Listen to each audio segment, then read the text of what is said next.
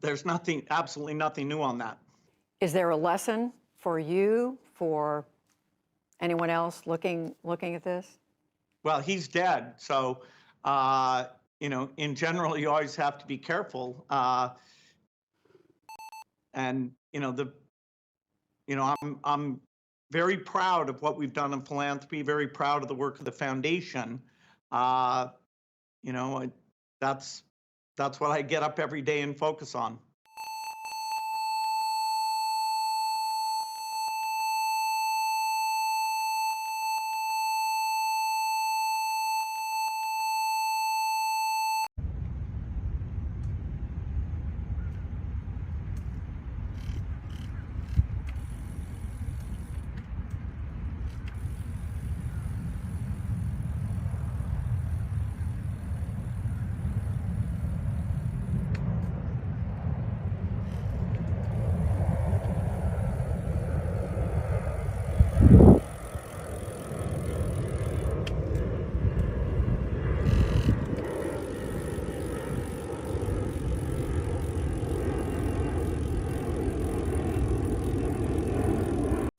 I have been stuck doing remote learning since March 2020, and I desperately want to go back to school. I feel very isolated and lonely at home.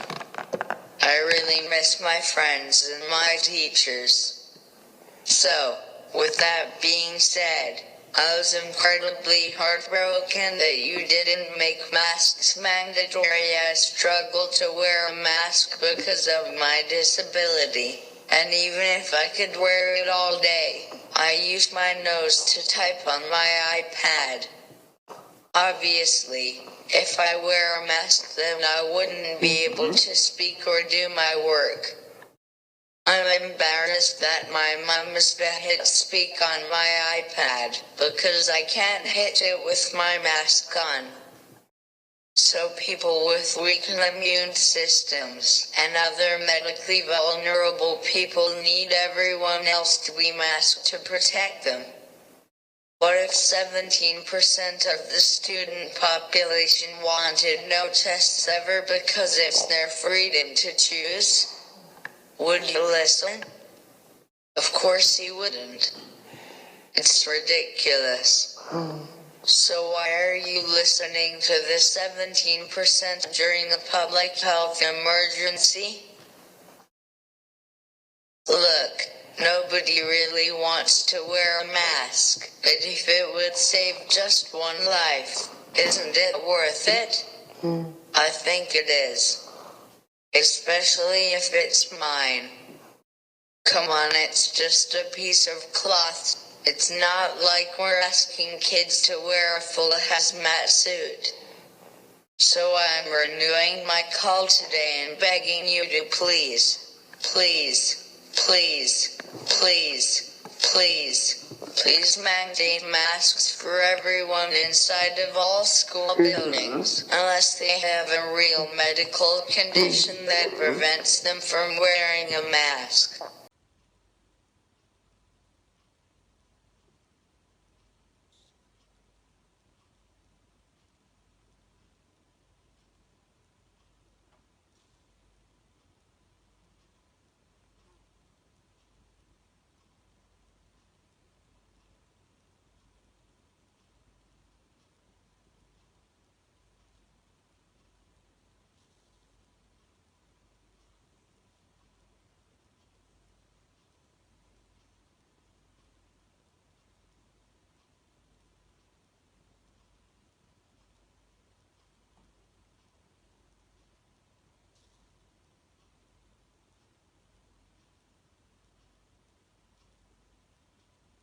See Anne inside the car. I'm not assuring anything. Under arrest. Look, I'm under what? Gentlemen, this is Democracy Manifest.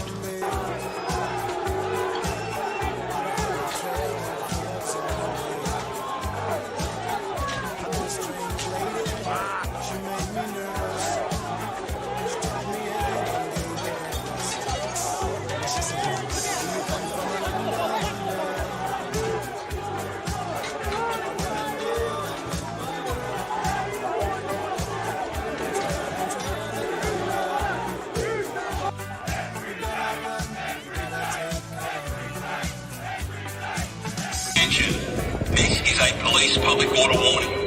You have previously been directed to leave. Leave now or force may be used. No further warnings will be given.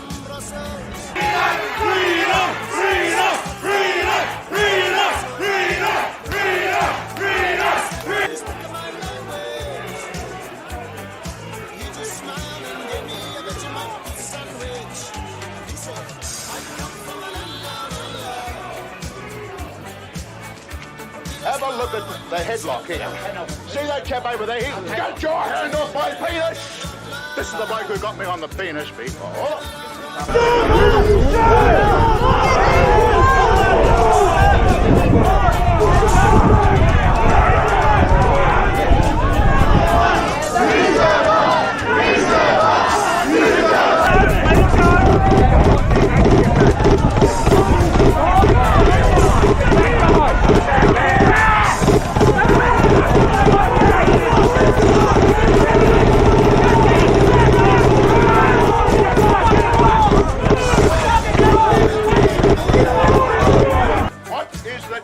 Eating a meal, a succulent Chinese meal.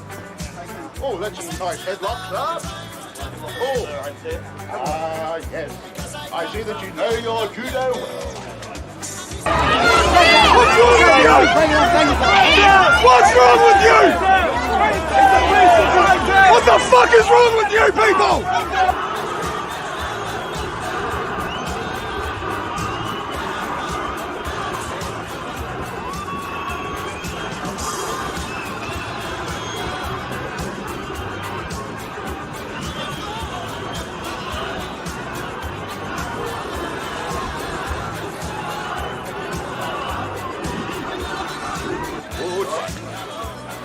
And you, sir, are you waiting to receive my limp penis? Now, get your hand.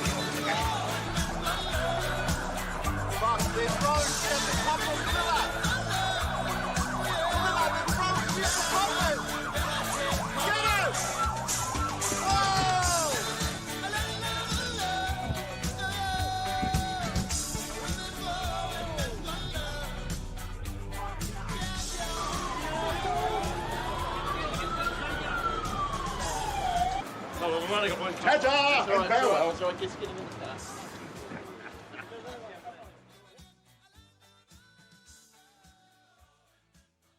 But you're all fucking refugees. The fucking coronavirus bollocks. Get out to this fucking town, you fucking retard. I'm from this town, right? I'm from Oswestwhistle, and you've ruined it, right? You fucking ruined it. You fucking ruined it. You've ruined the fucking, even Darwin and fucking Bury, because you're fucking packy. You fucking ruined everything, because you're fucking refugees. And you fucking fight, and you'll fucking fight. And fucking record that, right? Because I'm fucking really angry. You fucking, that Taliban comes back around again. It's fucking come right back around. Fucking never. You fucking. I don't give a shit. I'll take you to fucking prison. You fucking mouse. What was that, please? You can fuck off with your fucking Taliban and fucking ruin our lives. Come back to fucking this town with your fucking Afghanistan.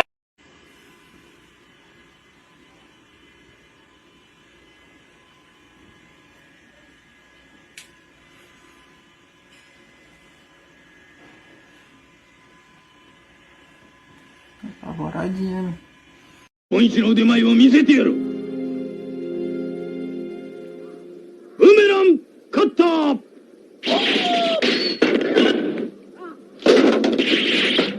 どうだ、若いの日本一の腕であろう、見せてもらおうか。それじゃあお言葉に甘えて。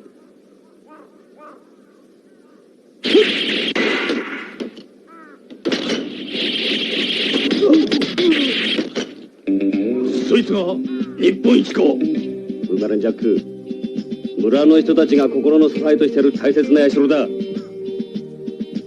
失礼とは思わんか。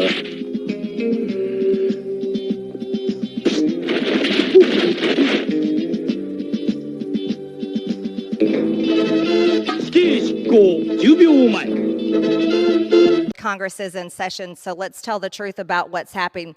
You see, this is a simple meme that you would find on the internet, but this meme is very real. The Green New Deal, surprise, serves China and China only. You can go ahead and put number 1 up. So today, talking about the Green New Deal and the all-out war on the men and women who built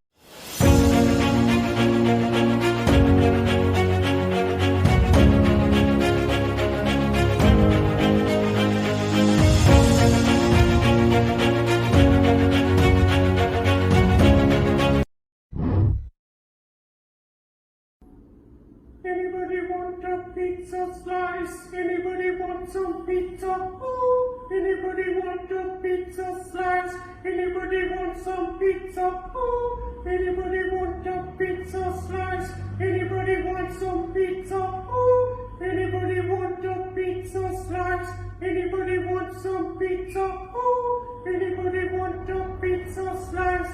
Anybody want some pizza? Oh, anybody want a pizza slice? Anybody want some pizza? Oh. COVID, I'm going to bring it to my family. And I talk to my grandparents a lot. They're higher risk than me, so I don't want to give them COVID. This time last year, my grandmother, who was a former teacher at the Rutherford County School System, died of COVID because someone wasn't wearing a mask. This is a very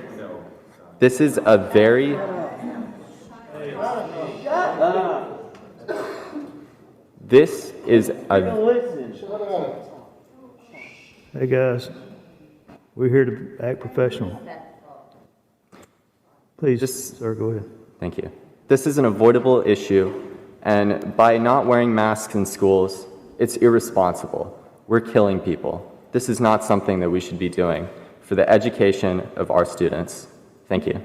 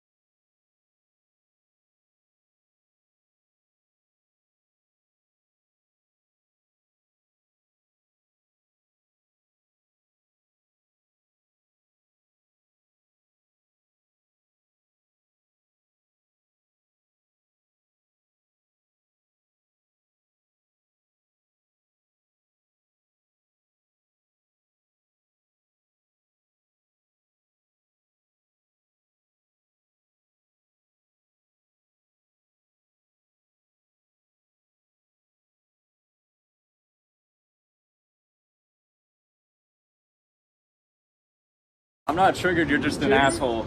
No, you can wearing donate a mask. $50 and I'll let you go. Dude, anybody that wears a mask is a traitor to the United States. What the fuck are you talking about, You're bro? a traitor to freedom across the world. People are not comfortable kids, talking to you if you don't have a mask on. It's my job. Look, kids get expelled from school if they don't wear masks. I don't give a shit, I'm not in school. That's tyranny, dude. They're abusing little kids. So you're enabling that, bro. Whatever, bro. How does it feel? How does it feel to be a tyrant, bro? Hey, bro, don't walk away. I need your name. You can either delete that video or you could donate $50. This guy's triggered because I filmed him. This guy's triggered because shut the fuck up, you little bitch. What are you gonna do about it? Nothing. I'm not about to assault you and go to jail. I got shit to lose, unlike you. You're out here with no job, just walking around recording people, bitch ass. Oh. Yeah. Oh. Fuck you. All right. So you gonna donate or are you gonna sign a You're release? the beta wearing a mask, dude. A beta wearing a mask? Yeah, betas wear masks. Bro, then why don't you put me in my place? I'm talking to you like an alpha. What you gonna do? If this was like 200 years ago, I would love to, bro, but... That's crazy, because it's 2021, and you totally could, but you're not. You can't just fight people like on the street. You're a pussy. I wish we could, dude. Pussy. I really wish Pussy. we could, but we can't do Pussy. it. Okay. Yeah. Yeah, keep wearing that mask. I will. Yeah. Stupid bitch. See ya. Wow. Fuck, they're throwing shit at the coppers. Look at that. Look at that, they're throwing shit at the coppers. Get him! Whoa!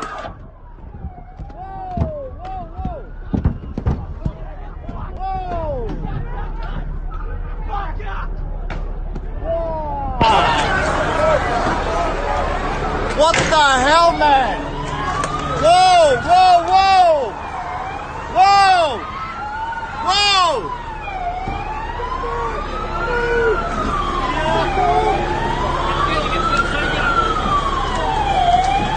Whoa! Whoa! Whoa! Whoa! Shit! Fuck!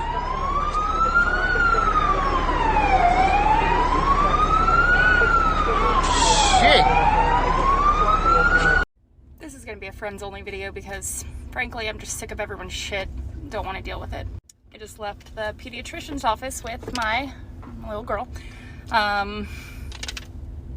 You guys, when I say this is unbelievable, I mean it's unfucking believable. The shit that people are getting away with. So the pediatrician asks if me or my husband are going to get vaccinated against COVID-19. And I told her no. And she says, not at all, not planning on it. No, we're not doing it. She said, well, unfortunately, you can no longer have your kids as patients here. You need to find a new doctor. And this has been my kid's doctor for the last 9 years. And just like that, we're cutting ties. I'm getting real fucking tired of this fight. I really am. But gotta keep doing it.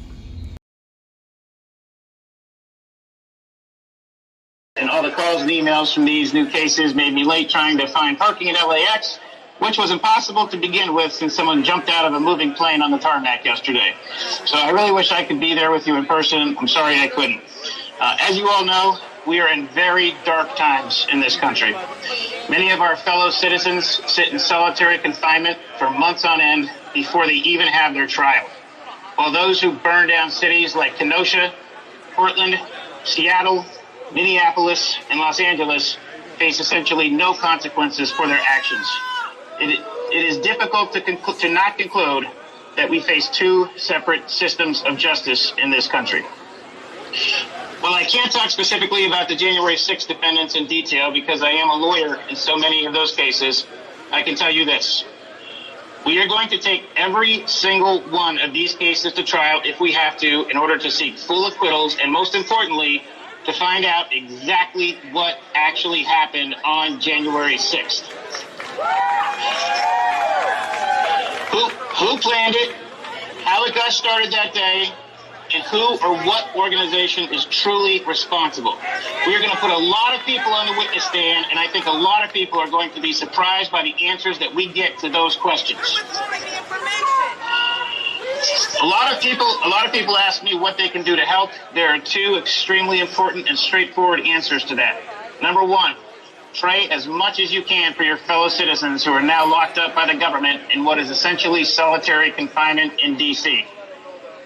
Also, please pray for me and other defense counsel in these cases. You cannot imagine the vicious and relentless attacks and death threats we are receiving from every direction.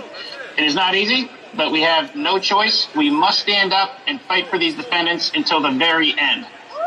That's right. Second, please donate as much as you can to the NCLU. That is the National Constitutional Law Union. The NCLU is like the ACLU for the rest of us. It is the organization I founded a few weeks ago that is spreading like wildfire and that is helping to fund the litigation costs and fees of these January 6th cases. Governor, you've spoken a lot about people having a freedom of choice with the pandemic and not letting local politicians step in between you and your doctor and making decisions. With that same philosophy, can you stand behind that to support the Heartbeat Act that was filed today? And how can you compare and contrast of government stepping into a medical decision that you're saying shouldn't happen during a pandemic? Well, I mean, I think the differences between right to life is that another life is at stake. Whereas whether you're doing stuff is really if you put something in your body or not, and doesn't affect other people. So that's in terms of protecting another life. But look, at the end of the day, Government was instituted for certain reasons: protect life, liberty, pursuit of happiness. Here, I think, with what we're doing with this policy, we're really supporting the ability of kids to be educated. And by all means, and it's not just COVID. I mean, if kids are sick, it's absolutely appropriate for them to stay home. If someone's symptomatic, stay home. And we want to do that. But people that are healthy really should be able to be in school, and that's what we're doing here today. To follow up on the last question, Governor, do you support the heartbeat bill? I have not seen what was there. I have a 100% pro-life record, and very much have supported when I was in Congress, and then signed pro-life as governor. You certainly seen a Texas bill. Certainly did.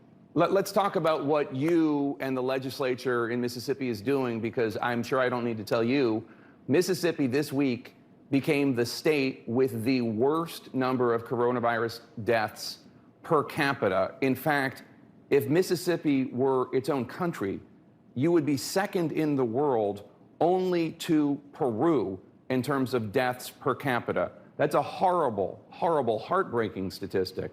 So with all due respect, Governor, your way is failing. Are you going to try to change anything to change this horrible statistic from what you're doing already? Yeah, well, obviously, in Mississippi, our legislature is a part-time legislature. Sometimes I wonder if in America, if our Congress was part-time, we wouldn't be in a better position. But let's talk a little bit about better position than Mississippi what? And where Your we state are with is the virus. second worst in the world. I mean, how can you say that? Let's talk about where we are. Not too fast. Not all at once. Hold on a little bit. Put the fire out. Dude, these are right here. Right here. All right, that's enough for right now. Destroy them. Destroy them. Eat them to the fire. We don't want them in our world anymore. Slow down. Let them burn. Let them burn. Hold it. Let them burn. Bob Enyart, the self-described right-wing religious fanatic radio host from Colorado who urged a boycott of COVID-19 vaccines, has died of COVID-19. Enyart, one-time head of Colorado Right to Life, made national headlines for mocking AIDS victims' obituaries on his cable TV show. Enyart had called for the death penalty for women who have abortions, and his opposition to COVID-19 vaccines was based on the use of fetal stem cells in their development. Enyart used his radio show to call for a COVID vaccine boycott to, quote, further increase social tension. Enyart's longtime radio co-host told me tonight, quote, I'm sure he'd do the same thing all over again. They're overloading our welfare system. We know what the Democrats are up to here. They want open borders. This is exactly their strategy. They want to replace the American electorate with a third world electorate that will be on welfare and public assistance, put them on a path to citizenship and amnesty, and franchise them with a vote, and they will have a permanent majority. This is why. We have a quote from 2015 from Vice President Joe Biden, who said essentially that is more and more people from the third world come in. That is a strengthening tactic for them, and by them he means the Democratic Party. It's disgusting to see. Congressman, here's my diagnosis, Sarah, or Governor Sarah. It's a combination of bitterness and stupidity has put Lemon on the wrong side of every issue. Yeah, this is too bad that he's going there, because personally, I like Don Lemon. He's always been really nice to me, so, you know, when somebody's nice to you.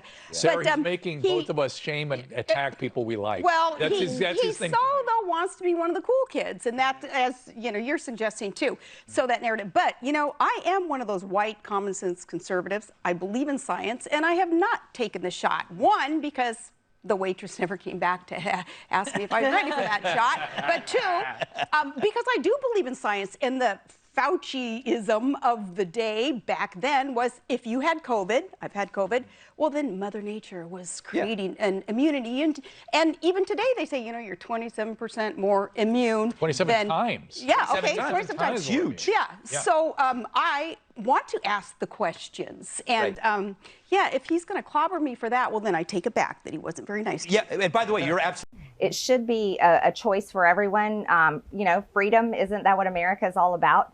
And people should be able to decide if they want to take the vaccine and if they don't want to take the vaccine. But the worst thing we're seeing is something that I call corporate communism, where these policies are being pushed onto businesses and large corporations, and then the government, what the government is saying, like, take the vaccine, you have to take the vaccine, they're pushing it through the workplace. And this is something that we've always seen in communism. It's all about the worker, right, and the worker's rights. But yet they're forcing these strict policies saying you have to take a vaccine in order to go to work, in order to go to the store, in order to go to the restaurant, in order for your kids to go to school, buy and sell, and this is where we are.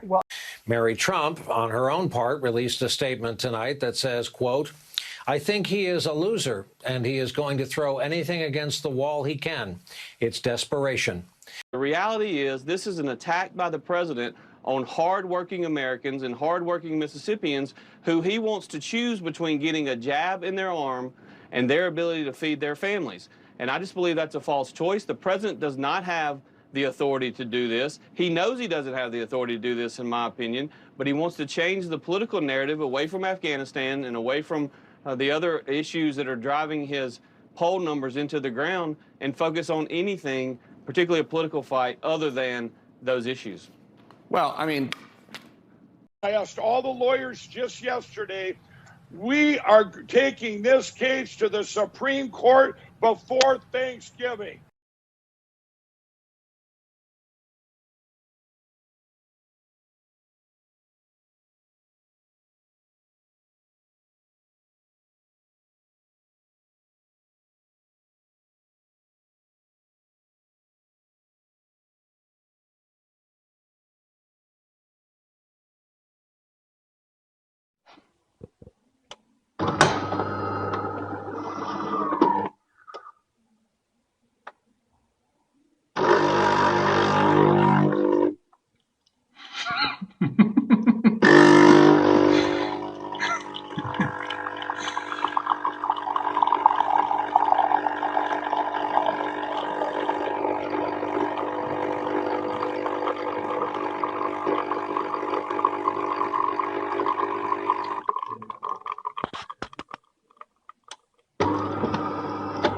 Another reason you know it works.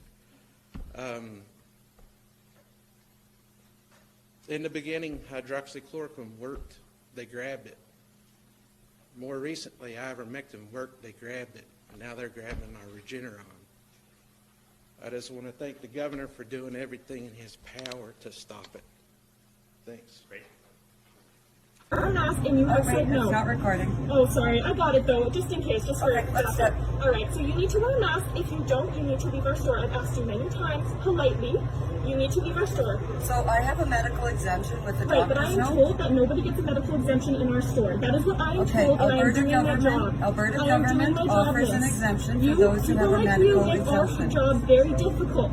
I'm just trying to buy some food. I'm a 17-year-old girl, and I'm asking you, a grown woman, to wear a mask. Put it on or leave. Are you my doctor? No, but I'm telling you to put it on or leave. My doctor has told me not to. Put it on or leave. No. Then you need to go. No. We're on the phone with the cops right now, and as you know that you are discriminating against me because I'm not discriminating against you, miss. Yes, you are. I'm asking you to do something. I have a disability and I cannot sorry, wear a mask. I am told by my boss not to let you shop here if you don't wear a mask. I'm told by these rules. Can I see a copy of your policy then, please? I don't have it with me, miss. I would like if to you see would like to come back tomorrow.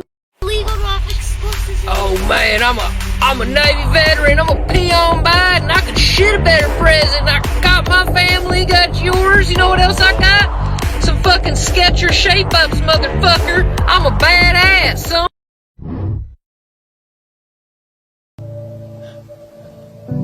Spirit, lead me where my trust is without borders. Let me walk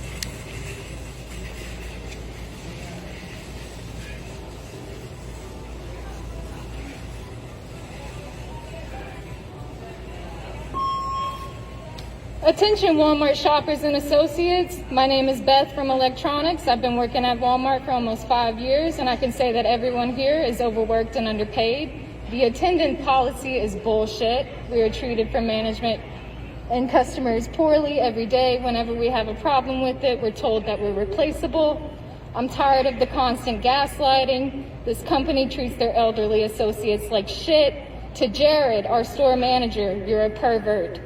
Greta and Kathy, shame on y'all for treating your associates the way you do. I hope you don't speak to your families the way you speak to us. Shout out to Cominique, Patty, Chardell, and so many more. Walmart doesn't deserve y'all. Fuck management and fuck this job. I quit.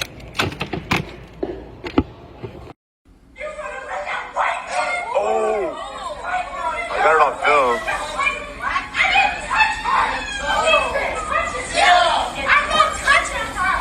It's on film.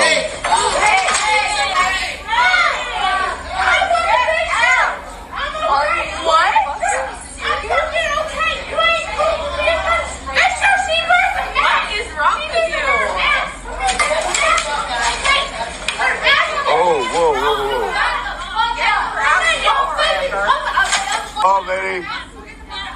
Go.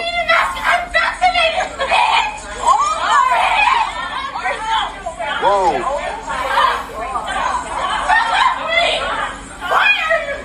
There was a moment there where I thought the tall waitress was going to choke slam her, and I was going to be really happy. Now, normally this would be the part where I'd say something like, who is she, or who can tell me who she is? But instead of teasing this, like Maury Povich revealing whether or not he's the father and then going to commercial break, just going to cut straight to the reveal. Because her name is Leslie Genshi, and she owns an interior design business in Costa Mesa, California. That business being Genshi Interior Design Group, or Newport Interiors, I'm not really sure. This is an older Twitter, though. It looks like she hasn't been active on there in a while. But old Leslie didn't get to walk away scot-free. She was arrested for all that nonsense, charged with assault and battery, vandalism less than $400, and resisting obstruction. Now, I could be way off base here, but I'm pretty sure people looking for an interior designer don't have stark raving mad as one of the things they look for in that individual.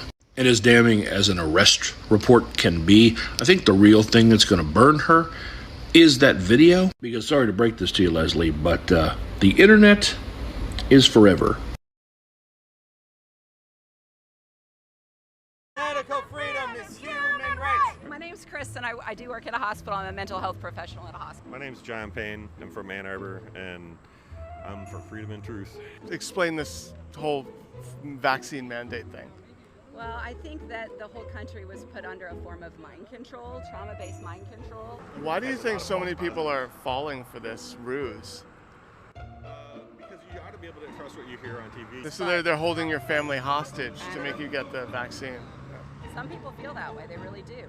Some family members have bought into that. Like, if you're not vaccinated, I don't want you around my grandma, or I don't want you around my child. I can't tell you how many people have told me, you know, I can't see this person because I'm not vaccinated, and it's just sad. You ever familiar with this term? It's called Dunning-Kruger. The stupidest people, like on any subject, are like the most vocal about it, right? Yes. The people loudest about vaccines are like the least qualified to talk about it. Right. Well, the experts aren't really experts. I mean, an epidemiologist can be very biased. I mean, you got to look at where the money comes from. Once you open your eyes and you really force yourself to look at kind of the horror of what's going on here, because I mean, it is upsetting. And there's a lot of just stupid people out there, and they don't see like what's literally right in front of them. Just got home after a 12-and-a-half-hour shift in the COVID world. I didn't get a breakfast. I didn't get a lunch. I didn't even get to drink water today. And today was so bad. It's worse than last year. And I hate my job. And I don't want to go back. And it's hard because I can only do what I can do.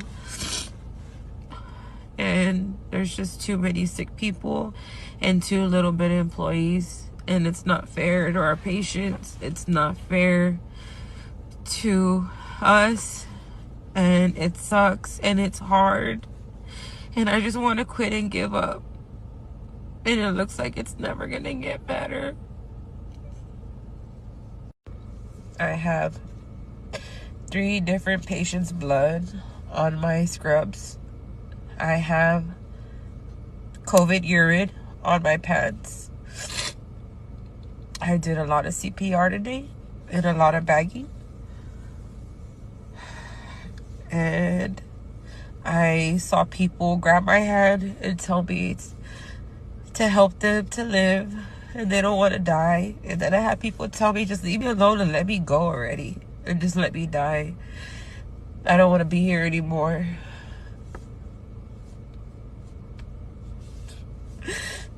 I hate this. It's never gonna go away. It's gonna get worse. I don't want to do this anymore.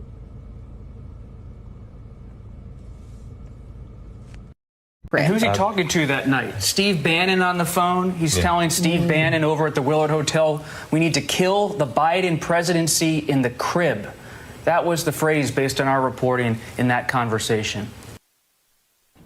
Yeah, because of his legitimacy. Let's look at the Economist poll. The Economist, not the War Room, not Revolver, the Economist. 42% of the American people, 42% of the American people think that Biden did not win the presidency legitimately.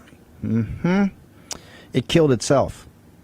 That's why this debt ceiling fight, the CR fight, so important. That's why getting and exposing to the world the Mogadishu situation in Del Rio, Texas, particularly for all the hardworking Hispanic, blue-collar Hispanics in this country, American citizens. Just let this go what this illegitimate regime is doing. It killed itself, okay? But we told you from the very beginning, just expose it, never back down, never give up, and this thing will implode. And we'll save, in doing so, we will save our country. Was around too. And Mr. Bush, when are you going to apologize for the million Iraqis that are dead because you lied? You lied about weapons of mass destruction. You lied about connections to 9/11. You lied about Iraq being a threat. You sent me to Iraq. You sent me to Iraq in 2003. My friends are dead. Joshua Castile. You killed people. You lied. You lied about WMD. A million Iraqis are dead because you lied. My friends are dead because you lied. You need to apologize. Apologize. You need to apologize.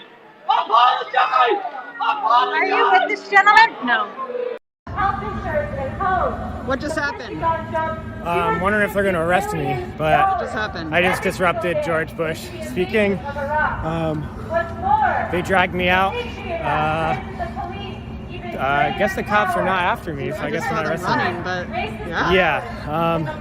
Well, what I did was I tried to read the names of friends of mine who died after going to Iraq and then died of injuries they came home with.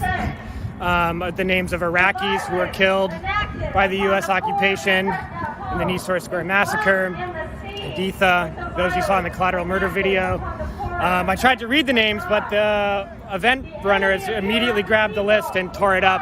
But I was able to shut it down for a little while, right when Bush was getting into his first little cheesy story about his life and all that, trying to be funny. But so hopefully I shook him and set a tone for the event. The crowd was very mad. Typical crowd you would expect for George W. Bush, but they seem to not be expecting it at all. And here we are. So tried not to give them a little moment of peace because no one else gets it who is touched by the war.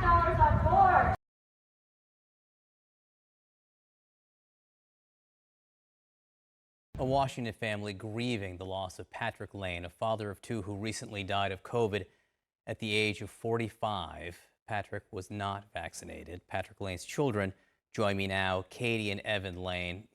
Guys, I'm so sorry for the loss of your father. It's such a tragedy, and I know it's been hard on both of you. And Katie, he had just moved you into college like a month ago, right? Yeah, it was 1 month ago that he was completely healthy, helping me move all my furniture into my first apartment, doing all the heavy lifting for me. And he moved you in. This is your first apartment at college, I might add. He moved you in there. He stayed the night with you. And what did he say to you as he was leaving? He gave me a really big hug, and he said, I'm proud of you, Katie Bug. And he walked out my front door. And if I had known that that was going to be my last time seeing my dad in person, alive and well, I don't think I would have let go of him. No.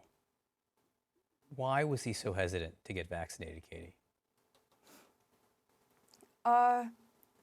There's multiple reasons, I think, one of which was some of the media that he ingested. He wasn't by any means far right. He was right in the middle, and he consumed media from both sides. And just some of the misinformation on one of those sides made him hesitant. So he was going to wait for FDA approval, but by the time that Pfizer had been approved, it was already too late. Pfizer got the full FDA approval and your father was already sick. Evan, talk to me about your final goodbye to your father. Did you have a chance to spend any real time with him? Not really. I was already staying at another house, and he was just coming by to pick something up, and he didn't even want to get too close because he was too worried about getting me sick, so I didn't even get to hug him before he left, and then before I knew, he was gone.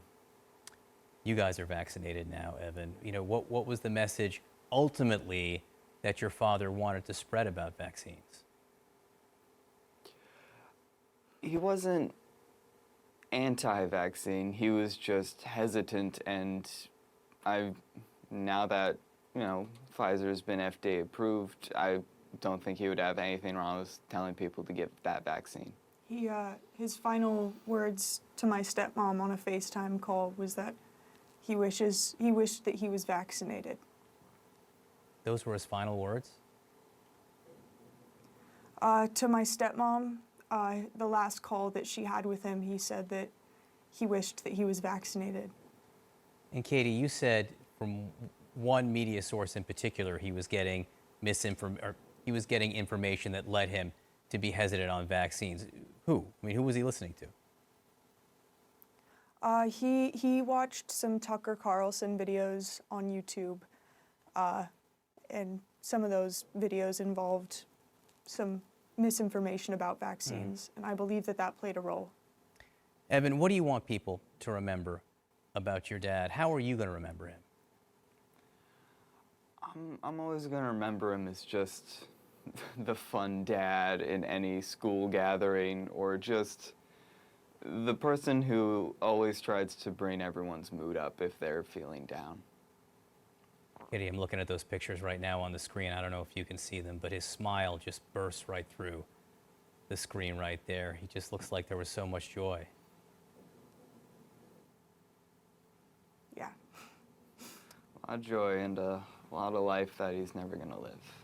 Oh, Katie and Evan Lane, listen, we're thinking about you. Thank you for being with us right now. And, you know, you're his legacy, and I'm sure he'd be so proud of you and everything you're doing now and will do going forward.